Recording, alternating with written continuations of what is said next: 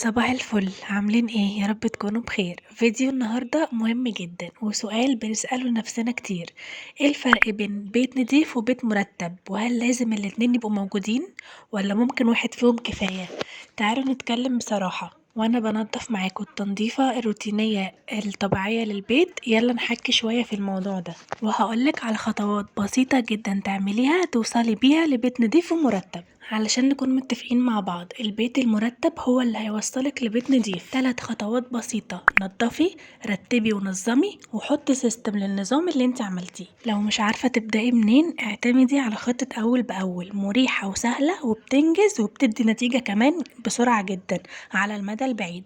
مع الوقت مش هتكوني محتاجة تنضفي تنظيف عميق، ومفيش دهون عنيدة أصلا علشان تعملي لها تنظيف عميق.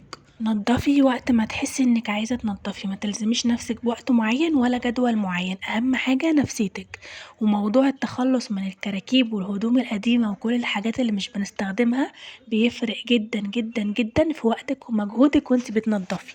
والاهم من التنظيف ان كل حاجة تكون في مكانها المخصص ليها، متخليش عندك كراكيب ابدا في البيت. نضفي بطريقتك انتي، كل ست وليها طريقة مختلفة عن الست التانية، والتنظيف اصلا ملوش علاقة كمان بالادوات المثالية ولا الغالية او الترندات. يعني التنظيف مش هيقف على جهاز البخار ولا مكنسة شفط المية. استخدمي المتاح عندك، وفي نفس الوقت لو عندك امكانية تشتري اي جهاز يوفر لك وقت، ليه لأ؟ استثمري فلوسك في جهاز كويس ويعيش معاكي ويسهل عليكي الوقت فعلا. مفيش امكانية، خلاص استخدمي المتاح. نقطة مهمة: لو شايفة ان محتوى التنظيف بيحسسك بضغط متتفرجيش، هو الهدف منه التشجيع وتاخدي افكار جديدة او مختلفة عليكي ممكن توفر لك وقت ومجهود بس. لكن انت لو حاسة بضغط وانت بتتفرجي على محتوى تنظيف في بقى اجهزة حديثة والمكنسة الروبوت والحاجات ديت، حاسة بضغط من كل اللي بتشوفيه، بقى اقفلي اللي انت بتشوفيه ده فورا. خلينا متفقين ان مفيش ست مش عايزة بيتها مش نضيف ولا يكون مش مرتب، كلنا عايزين بيوتنا نضيفة ومرتبة، بس كل واحدة وليها طريقة. اهم خطوة: ابدأي من دلوقتي لو عندك طاقة. اول حاجة، يعني ايه بيت نضيف؟ البيت النضيف بكل سهولة وبساطة هو البيت اللي مفهوش اوساخ، مفيهوش تراب، الارض نضيفة، المطبخ نضيف والحمام نضيف، بس مش شرط يكون شكله حلو او مريح. هو بيت نضيف فقط، ممكن يبقى نضيف جدا بس يكون مكركب. تاني حاجة، يعني ايه بقى بيت مرتب؟ البيت المرتب هو اللي كل حاجة فيه موجودة في مكانها، في نظام وفي سيستم بنمشي عليه. الكنبة مظبوطة، الترابيزة نضيفة ومعدولة في مكانها، الحاجات مش مرمية، الشكل العام مريح للعين ومتناسق. ومش شرط بقى البيت المرتب يكون نضيف 100%. الحقيقة بقى ممكن يبقى بيت نضيف بس مش مرتب، وممكن يكون بيت مرتب بس مش نضيف. لكن الراحة الحقيقية تيجي لما الاتنين يبقوا مع بعض حتى لو بنسب بسيطة. اهم نقطة ودي اللي هتفرق معاكي: مش لازم تعملي كل حاجة مرة واحدة. يعني ايه؟ مش لازم تقفي 3 ساعات تنضفي البيت كله وتعملي تنظيف عميق وحاجات كتير ورا بعض. ومش لازم البيت يبقى طول الوقت مثالي، مفيش بيت طول الوقت مثالي. في بيت فيه حياة، في أسرة، في أطفال بتلعب، بتكركب، بتكب، بتوقع، ده الطبيعي. بس انتي اعملي قاعدة بسيطة: رتبي أول بأول ونضفي كده من على الوش، نضفي على خفيف. ازاي بقى نعمل كده بكل سهولة؟ أول حاجة، الحاجة ترجع مكانها، نعمل لكل حاجة مكان، أي حاجة تستخدميها ترجعها مكانها فورا. ده لوحده بيخلي البيت دايما مرتب وطول الوقت. اللعب ليها مكان، الشرابات ليها مكان، الشواحن والأسلاك ليها مكان، الريموت والحاجات الحجار بتاع الريموت ومش عارف ايه، كل دي ليها مكان، الفواتير والاوراق ليها مكان. كل حاجة لما بيكون ليها مكان، اول ما نلاقيها بره نحطها في مكانها، انت كده بتنظمي اول باول. تاني حاجة، التنظيف مش شرط يبقى تنظيف تقيل وعميق وكده، مش لازم كل يوم نغسل ونمسح ونشيل الكنب وننزل ستاير. لا، ممكن مسحة خفيفة الصبح، ترتيب سريع، نرجع كل حاجة مكانها، نروق السراير، نلم كده الدنيا من على الوش. حطي لمسة بسيطة كده وده كفاية جدا ان هو يظبط لك الشكل العام للبيت. تالت حاجة، ركزي على الحاجات الظاهرة زي رخامة المطبخ، الترابيزة بتاعة الانتري او الليفينج بتاعك، السراير. دول لو مظبوطين البيت كله هيبان نضيف ومرتب. انت لو داخلة الأوضة لقيتي السرير مش متنظم والتسريحة مش متنظمة اللي هي الأسطح، انت هتحسي ان في حاجة غلط، حتى لو في تراب في الأرض ولو في بقع وكده. لأ، الترتيب والنظام، عينك شايفة نظام والدنيا مترتبة، دي حاجة يعني كويسة. ال الرخامة بتاعة المطبخ أول ما أدخل كده لقيت الرخامة مليانة بقى بواقي أكل وأطباق وأكياس وحاجات كتير كده فوق بعض، أنا هاتضايق. لأ، الرخامة كلها نرتبها أول بأول، نحط الحاجات كلها في الباسكت اللي احنا مش عايزينها، المواعين كلها نجمعها في الحوض، كل حاجة البرطمانات مكانها، كل حاجة مكانها. في مواعين وفي باسكت الزبالة مليان، بس كل حاجة في مكانها، فالرخامة فاضية، فأنا عيني مرتاحة. ترابيزة الليفينج عليها شواحن وريموتات وكوبايات من السهرة وبواقي أكل وكده، في زحمة. لكن لو كل حاجة رجعت مكانها هنحس ان الدنيا فعلا نضيفة كده ومرتبة حتى لو الأرض عليها تراب. رابع حاجة وهي ما تكبريش الموضوع. أوقات بنكسل عشان شايفين الشغل كتير، لكن لو بدأت بحاجة صغيرة هتلاقي نفسك كملتي من غير ما تحسي. أول ما بصحى كده لقيت البيت كله مكركب والمطبخ مليان مواعين والأوض فوق بعض ومش عارف ايه، هاخد طاقة سلبية، هكسل، هزهق. لا، انا مش منضفة، هو انا كل يوم بعمل نفس الحاجة؟ انا مش عارف ايه، انا مش عاملة حاجة، خلاص بعد كده كده كده اللي هعمله هيرجع تاني. هنسيب البيت كده، اليوم اللي بعديه هنبقى نفس الوضع، يوم على يوم على يوم، فالفوضى هتتراكم فوق دماغك انتي، والحاجة اللي كنتي هتعمليها بس في نص ساعة انت محتاجة يوم او يومين او حتى بتوصل ل3 4 ايام علشان تعيدي ترتيب وتنظيم البيت من الاول تاني. فلا، واحدة واحدة وما تكبريش المواضيع، ما تصحيش من النوم كده على الترتيب على طول. اشربي قهوتك، افطري، خدي وقت لنفسك، بعدين هيبقى عندك الطاقة ان انت تشوفي اللي وراكي، وهتبقي حابة فكرة او الفقرة بتاعة التنظيف واعادة الترتيب دي. هتخليكي بعد كده يعني توصلي بقى يعني حالة من الراحة كده والنفسية المريحة، وهتبقي حابة الفقرة دي جدا، وده اللي هيخليكي بقى بعد كده تحافظي على تنظيف بيتك وترتيبه أول بأول. خامس حاجة، اختاري الأدوات الصح. مش لازم نشتري كل حاجة، مش لازم يبقى عندي مكنسة دايسون ومكنسة شفط المية ومكنسة الروبوت وعندي جهاز بخار وعندي مش عارف ايه. لا، لو عندك جهاز واحد او اي اجهزة عندك موجودة في البيت هتوفر لك وقت، دي حاجة كويسة، ما فيش اي مشكلة، ما بنشجع على كده. لو عندك الامكانية تجيبي 20 جهاز دولت هاتيهم. ما فيش امكانية يبقى مش هنوقف التنظيف ونوقف حياتنا وان احنا نعيش في بيئة صحية على جهاز اصلا مش يعني ما فيش امكانية حاليا نجيبه، فهنستغل بقى ونستخدم المتاح. انا طبعا بشجعك على اي حاجة توفر الوقت والمجهود. انا بالنسبة لي بحب دايما كل فترة استثمر فلوسي وهجيب بيها اي جهاز في البيت يساعدني في اي حاجة، سواء في الطبخ او التنظيف او كده.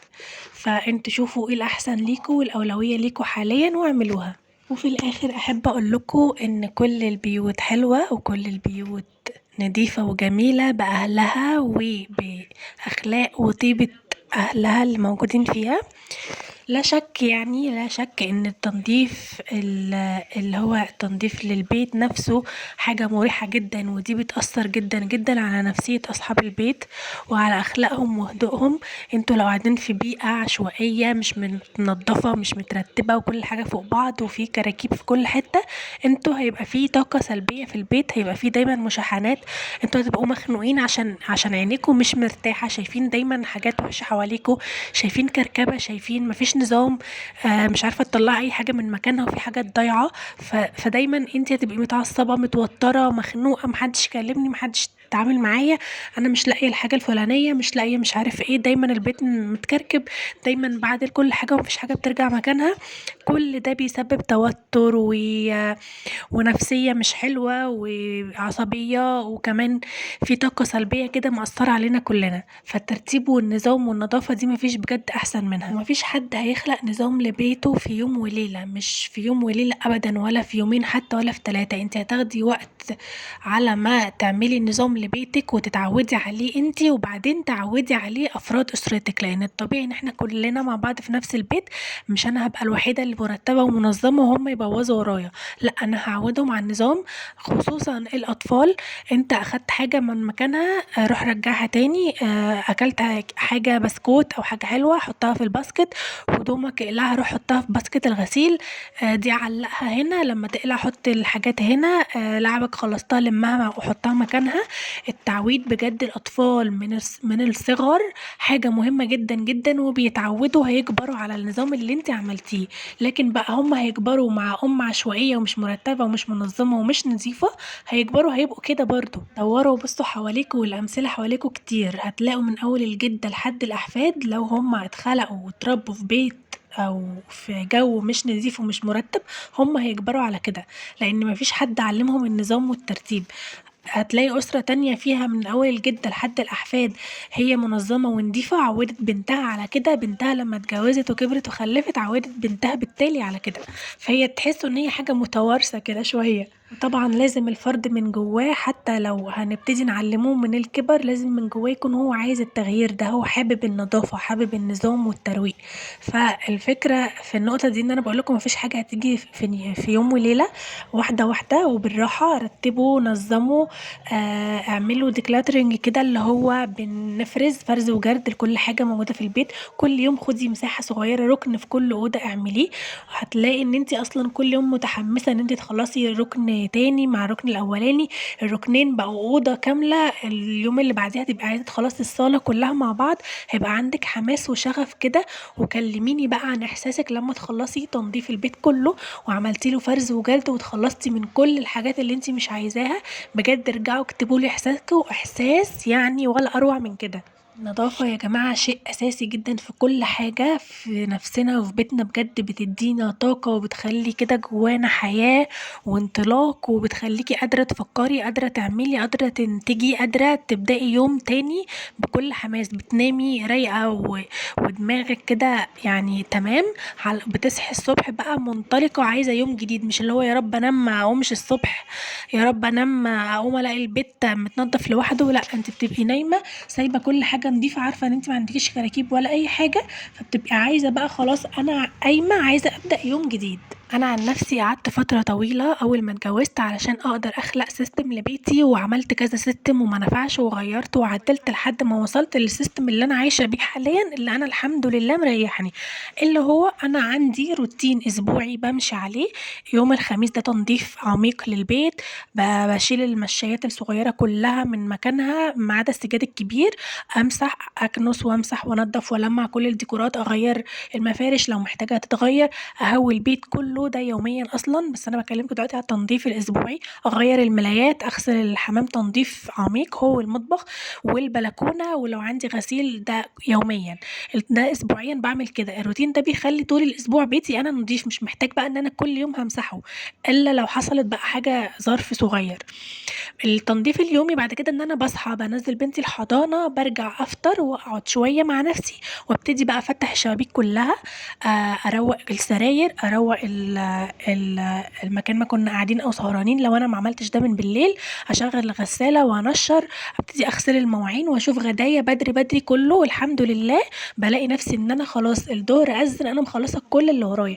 عندي طول اليوم اوقات ببقى كمان عامله الغدا، عندي بقيه اليوم كله لنفسي. بجيب بنتي بتنام شويه، انا عامله لها هي كمان روتين، هي بتيجي من الحضانه تقعد مثلا ساعه تاكل تلعب معايا تدخل تنام، تصحى بنكونوا خلاص ميعاد غدانا، بابانا جاي من الشغل، بنقعد كلنا نتغدى، نقعد شويه، اعمل نص ساعه قبل ما انام اغسل مواعين الغدا، اروق مكان ما كنت قاعده، لو في غسيل بطبقه اخر اليوم، خلاص جه ميعاد نومنا. فهو نظام انا ماشيه عليه وهو اللي مريحني. فانت مش من اول نظام هتحطيه هيريحك، لا جربي كذا حاجه. عايزة اقول لكم ان مفيش حد بيته كامل طول الوقت، ومفيش حد بيحافظ على نظافة وترتيب بيته 100%، لكن الذكاء انك تعملي توازن بسيط يريحك نفسيا وما يتعبكيش. وفي الاخر يا حبايبي البيت النظيف مهم والبيت المرتب مهم، بس الاهم انك تكوني انتي مرتاحة فيه. اعملي اللي تقدري عليه وعلى قد طاقتك، واكتبيلي في الكومنتات انتي بتميلي اكتر لبيت نظيف ولا بيت مرتب. متنسوش اللايك والاشتراك لو حابين فيديوهات اكتر من دي.